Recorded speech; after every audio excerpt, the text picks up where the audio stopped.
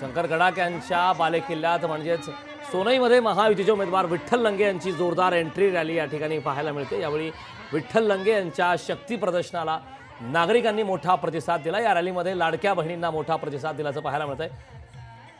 तर याचा आढावा घेतला आमचे प्रतिनिधी गोविंद साळुंके यांनी।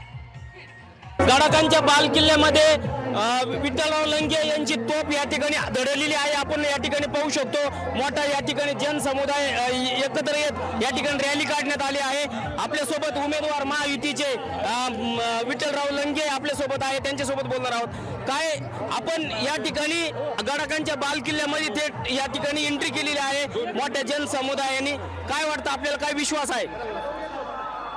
खरं तर ही गर्दी निश्चितपणानं याचं द्योतक आहे की महाविकास आघाडीचा उमेदवार म्हणून या ठिकाणी निश्चितपणानं धनुष्यबाणाच्या समोरचं बटन दाबून या तालुक्यातली जनता 20 तारखेची आतुरतेने वाट पाहत आहे।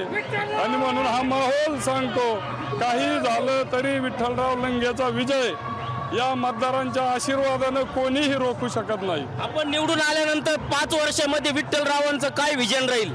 निश्चितपणानं विकासाचं विजन आहे। मोठा बॅकलॉग याच गावातील आमदार आहे, अतिशय निष्क्रियपणानं त्यांनी काम केलेलं आहे। आणि म्हणून जनतेला दबाव जरी असला तर त्यांचा चेहरा सांगतो की ह्या गावातील मतदार उत्सुकता आहे महायुतीला मतदान करण्यासाठी।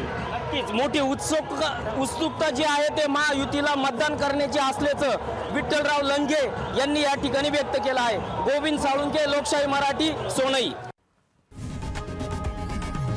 लोकशाही मराठी ऐका, पहा, जागरूक रहा।